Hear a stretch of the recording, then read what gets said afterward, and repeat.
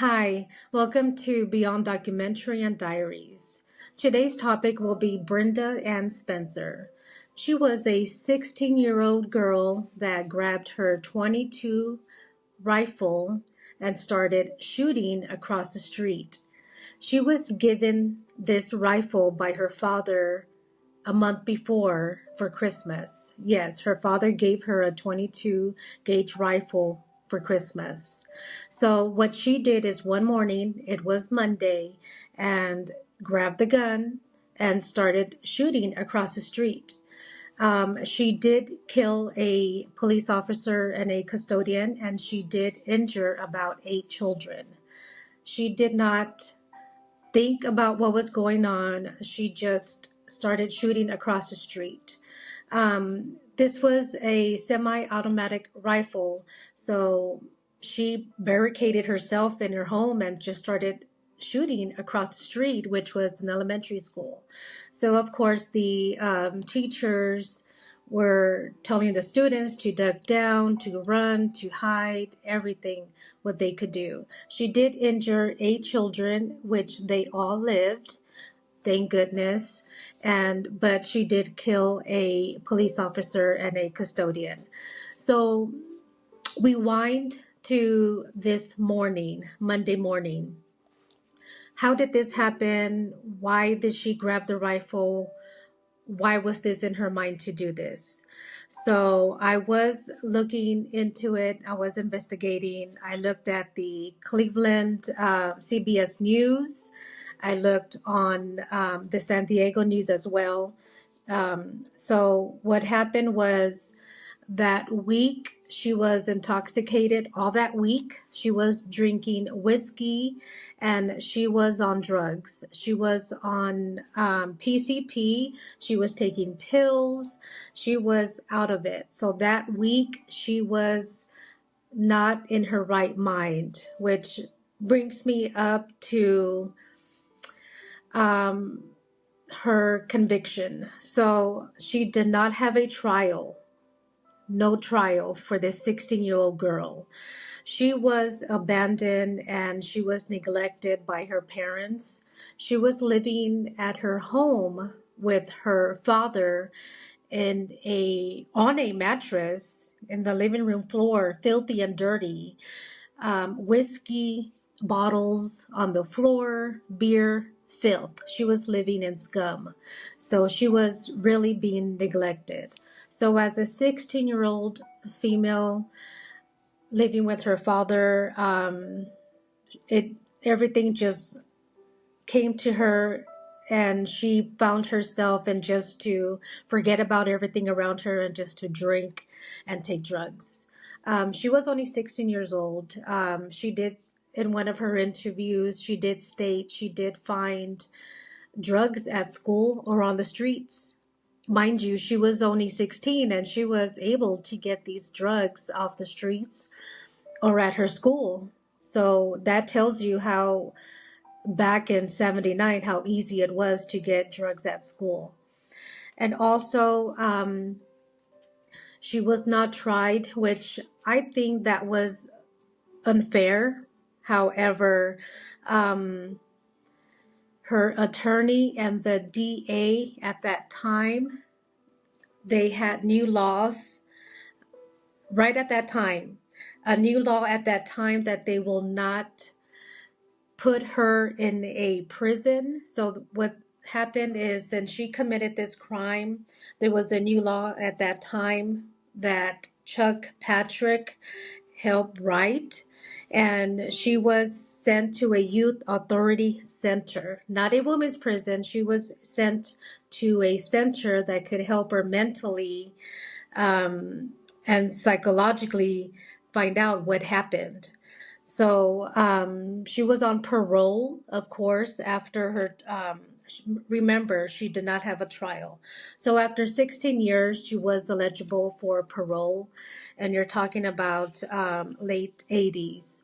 So, of course, she did not meet the parole criteria to meet, so she could be released.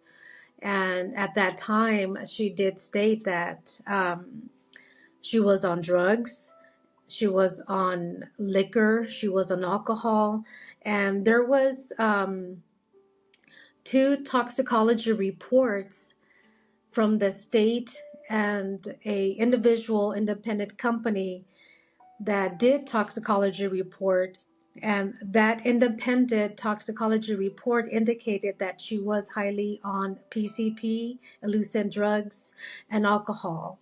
The state did not find any of this on their toxicology report, which was somewhat unfair to her, that she did not have that time or she did not have that help to help her convict her. So what she did is she was at the Youth Authority Center for years until she became eligible at, I believe, 18 years old. She was in prison at that time, and she did not get paroled or anything because of what she did. She did kill two people and injured eight children. So at that time, when she pleaded for parole or tried to get something or lesser time, she was denied everything. But at that time, there was a reporter that gave her a call at her home at that time when she was 16, shooting across the street. She picked up the phone and the reporter asked her, "What happened? Why did you do this?" And she allegedly said, "I hate Mondays. This livens up my day." So at that time, years later, Brenda stated that she did not say that, that was miscommunicated. She did not say that to the reporter over by phone. So Brenda is known as the I Hate Monday girl with red hair, glasses, and she does state that she did not say that, but this stuck to her, that is how she is best known as, the I Hate Monday girl. So just to keep you updated for her 2024, again, she was denied parole, and she is again eligible to speak in front of the parole council in 2025. So what she did is she pleaded, she made interviews that she did not mean to do it. She was on drugs, she was on alcohol, and they still don't give her a chance. But yes, like I said, she did murder two people, injured eight children, and that's why at that time she got the most of it. She, like I said, she did not have a trial, which I think was unfair. And she was only 16 years old, and she was neglected by her parents and her family. So that's not, I just feel that she was not, it was not fair for her. But at that time, she did make friends with a cellmate, a female, of course.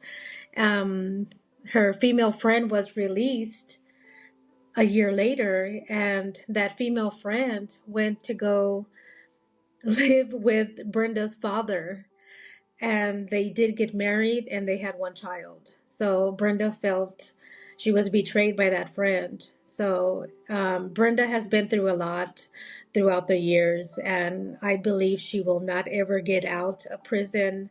But like, she did say that she was highly intoxicated and on drugs, and I believe that she did have mental health wrong with her. She had lots of mental health issues, and I'm not sure if that was taken care of.